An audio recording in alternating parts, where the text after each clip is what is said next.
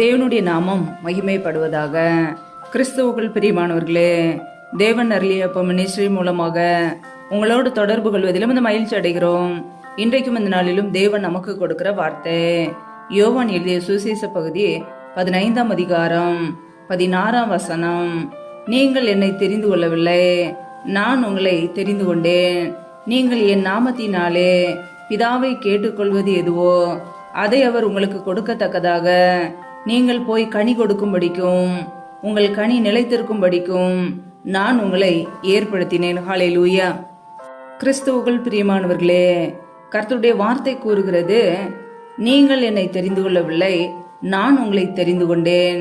நீங்கள் என் நாமத்தினாலே பிதாவை கேட்டுக்கொள்வது எதுவோ அதை அவர் உங்களுக்கு கொடுக்கத்தக்கதாக நீங்கள் போய் கனி கொடுக்கும்படிக்கும் உங்கள் கனி நிலைத்திருக்கும்படிக்கும் நான் உங்களை ஏற்படுத்தினேன் என்று கர்த்தருடைய வார்த்தை கூறுகிறது.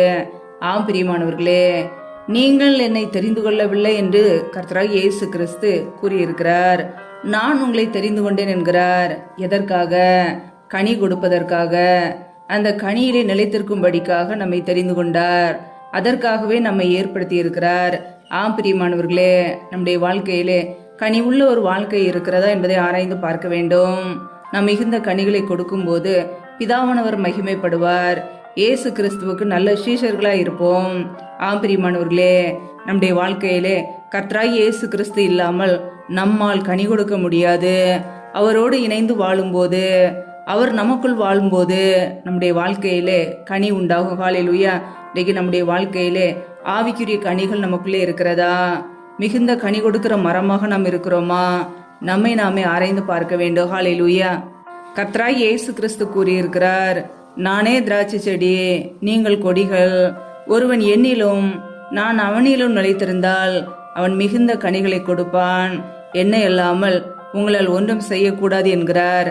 ஆம் பிரியமானவர்களே, நாம் இயேசு கிறிஸ்துவிலே நிலைத்திருக்கும் போது, அவருடைய வார்த்தையிலே நிலைத்திருக்கும் போது மாத்திரமே கனி கொடுக்க முடியும்.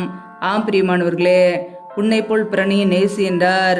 நம்முடைய வாழ்க்கையில அன்பு கூறும்போது, மற்றவர்களை நேசிக்கும் போது, மற்றவர்களை மன்னிக்கும் போது கனி உள்ள ஒரு வாழ்க்கை வாழ முடியும். ஹல்லேலூயா. நம்முடைய வாழ்க்கையிலே தேவனுடைய வார்த்தைக்கு கீழ்ப்படிந்து நாம் ஜெபிக்கும் போது, நாம் பிதாவிடம் எதையெல்லாம் கேட்டுக்கொள்கிறோமோ அதையெல்லாம் கர்த்தர் நமக்கு கொடுக்கிறவராய் இருக்கிறார். ஹல்லேலூயா. நம்முடைய வாழ்க்கையிலே ஒவ்வொரு நாளும் கனி உள்ள ஒரு வாழ்க்கை இருக்கிறதா என்பதை ஆராய்ந்து பார்க்க வேண்டும். நல்ல மரம் நல்ல கனிகளை கொடுக்கும், கெட்ட மரமோ கெட்ட கனிகளை கொடுக்கும் என்று வேதம் கூறுகிறது. நாம் கனி கொடுப்பதற்காகவே தேவன் நம்மை அழைத்திருக்கிறார். அந்த கனியிலே நிலைத்திருக்கும்படியாக நம்மை அழைத்திருக்கிறார். நம்முடைய வாழ்க்கையிலே முடிவு பரியந்தமும் இயேசு கிறிஸ்துவிலே நிலைத்திருக்க வேண்டும். அவருடைய அன்பிலே நிலைத்திருக்க வேண்டும். என்னில் நிலைத்திருங்கள், நானும் உங்களில் நிலைத்திருப்பேன் என்றார். ஆம் பிரியமானவர்களே, கொடியானது திராட்சை செடியிலே நிலைத்திராவிட்டால் அது தானாய் கனி கொடுக்க மாட்டாது போல நீங்களும் என்னை நிலைத்திராவிட்டால் கனி கொடுக்க மாட்டீர்கள் என்கிறார். நாம் இயேசு கிறிஸ்துவிலே நிலைத்திருக்கும் போது மாத்திரமே கனி கொடுக்க முடியும். தானாய் நம்மால் கனி கொடுக்க முடியாது. நம்முடைய வாழ்க்கையிலே கர்த்தரோடு இணைந்து வாழும்போது, அவருடைய வார்த்தையிலே நிலைத்திருக்கும் போது மாத்திரமே கனி கொடுக்க முடியும். ஹல்லேலூயா. ஒவ்வொரு நாளும் நம்முடைய வாழ்க்கையை ஆராய்ந்து பார்ப்போம். தேவனுடைய வார்த்தைக்கு கீழ்ப்படுகிறோமா? இரவும் பகலும் வேதத்தை தியானிக்கிறோமா? அவருடைய கற்பனைகளுக்கு கட்டளைகளுக்கு கீழ்ப்படுகிறோமா? நம்மை நாமே ஆராய்ந்து பார்த்து நம்முடைய வழிகளை சீர்திருத்திக் கொள்வோம். ஹல்லேலூயா. நீங்கள் என்னை தெரிந்து கொள்ளவில்லை, நான் உங்களை தெரிந்து கொண்டேன் என்கிறார். நீங்கள் என் நாமத்தினாலே பிதாவை கேட்டுக்கொள்வது எதுவோ அதை அவர் உங்களுக்கு கொடுக்கத்தக்கதாக நீங்கள் போய் கனி கொடுக்க வேண்டும் என்கிறார். நம்முடைய வாழ்க்கையிலே நம் ஜெபத்தில் எதையெல்லாம் கேட்கிறோமோ அதை பெற்றுக்கொள்ள கனி உள்ள ஒரு வாழ்க்கை அவசியம். ஹல்லேலூயா. நம் கனி உள்ள ஒரு வாழ்க்கை வாழவே இயேசு கிறிஸ்து நம்மை தெரிந்து கொண்டிருக்கிறார். அதற்காகவே நம்மை ஏற்படுத்தி இருக்கிறார். அதை அறிந்து கொண்டு கர்த்தராகிய இயேசு கிறிஸ்துவிலே நிலைத்திருப்போம். அவருடைய அன்பிலே நிலைத்திருப்போம். அவருடைய வார்த்தைகளுக்கு கீழ்ப்படிவோம். இரவும் பகலும் வேதத்தை தியானிப்போம். மிகுந்த கனி கொடுக்கிறவர்களாய் மாறுவோம். பிதாவை மகிமைப்படுத்துவோம். ஹல்லேலூயா. கர்த்தர் இந்த வார்த்தையின்படி உங்களை ஆசீர்வதிப்பாராக. ஆமேன். நம்மை நாமே தேவ சமூகத்திலே தாழ்த்தி அர்ப்பணித்து ஜெபிப்போம். ஜெபம். எங்களை அதிகமாய் நேசிக்கிற எங்கள் அன்பின் பரலோக தகப்பனே, மெய் துதிக்கிறோம், ஸ்தோத்தரிக்கிறோம். அப்பா, இந்த இரவு வேளைக்காக மெய் துதிக்கிறோம், ஸ்தோத்தரிக்கிறோம். ஒவ்வொரு நாளும் கனிமணி போல எங்களை பாதுகாத்து கிருபையோடு ஜீவனோடு சுகத்தோடு பலத்தோடு ஆரோக்கியத்தோடு எங்களை வைத்திருக்கிறீரே, அதற்காக நன்றியப்பா. எங்களுடைய தேவைகளை சந்திக்கிறீரே, நன்றி. ஒவ்வொரு நாளும் உண்ணவும் உடுக்கவும் தங்குவதற்கு இடம் கொடுத்து எங்களை பாதுகாக்கிறீரே, நன்றியப்பா. இப்பொழுது இணைந்திருக்கிற ஒவ்வொரு குடும்பங்களையும் உடைய கரங்களிலே தருகிறோம். கர்த்தர் தாமே ஒவ்வொரு குடும்பங்களையும் பாதுகாத்துக் கொள்வீராக. பிள்ளைகள் செய்த தவறுகள், குறைகள், குற்றங்கள் எல்லாவற்றையும் மன்னிங்கப்பா. உடைய பரிசுத்த இரத்தத்தினால் கழுவி சுத்திகரிங்க. உடைய கிருபையினால் நிரப்பி ஆசீர்வதிங்க. ஒவ்வொரு பிள்ளைகளும் உடைய கரங்களிலே தாழ்த்துக்கிறோம்.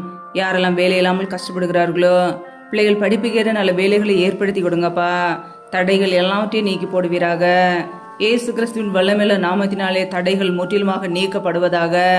ரீபா கபரா ஷாகரா கதுரி கரதரபலா ரியா கபோரா சந்த ரதன ஹதுரபா. தடைகள் விலகுவதாக இயேசு கிறிஸ்துவின் நாமத்தினாலே. ரியா கபோரா சந்த ரதன ஹதுரபா ரீகா ராகா தன ஹதுரபா. ஆவியானவரே நம்முடைய கரங்களிலே தாழ்த்தி அர்ப்பணித்து ஜெபிக்கிறோம். எந்தெந்த குடும்பங்களிலெல்லாம் என்னென்ன தேவைகளுக்காக தொடர்ந்து ஜெபிக்கிறார்களோ, என் தேவன் அவர்களுடைய எல்லா தேவைகளையும் சந்திங்கப்பா. ஆசீர்வதிங்க.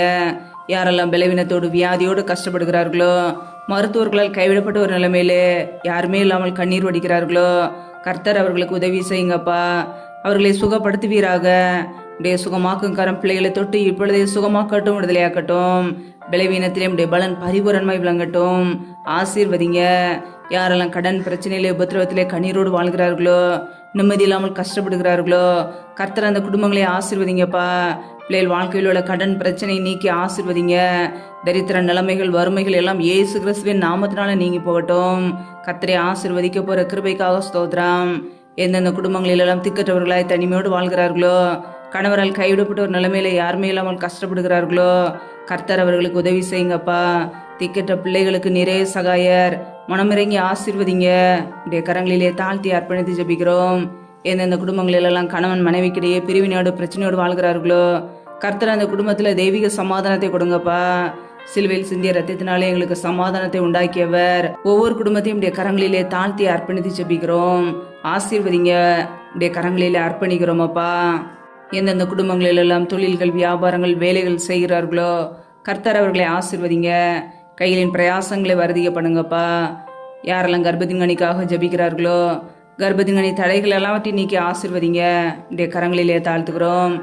இந்த இரவு நேரத்தில் இன்பமான தூக்கத்தை கொடுங்கப்பா. சத்ரு கொண்டு வருகிற போராட்டங்கள், பிரச்சனைகள், மரண பயங்கள், இருளின் அதிகாரங்கள், ஆபத்துகள், நாச மோசங்கள், தீமைகள், விக்னங்கள் எல்லாவற்றிற்கும் விலக்கி ஒவ்வொரு குடும்பத்தையும் பாதுகாத்து கொள்ளுங்க. உடைய ரத்த கோட்டைகளை மூடி மறைத்து கொள்ளுங்கப்பா. அதிகாலையில் எழுந்துமை துதிக்க முடிய நாமத்தை உயர்த்த எங்களை அர்ப்பணிக்கிறோம். எங்களை ஆசீர்வதிங்க. நீரே எங்களுக்கு பாதுகாப்பு, நீரே எங்களுக்கு அடைக்கலம். நாங்கள் நம்பி இருக்கிறவர் நீர் ஒருவர் மாத்திரமே. உடைய சமூகத்திலே தாழ்த்துகிறோம். எல்லா துதி கன மகிமை எல்லாம் ஒருவருக்கே செலுத்துகிறோம். இயேசு கிறிஸ்துவின் மூலம் ஜெபிக்கிறோம் ஜீவன் உள்ள நல்ல பிதாவே, ஆமேன். கர்த்தர் தாமே உங்களையும் உங்கள் குடும்பங்களையும் ஆசீர்வதிப்பாராக. ஆமேன்.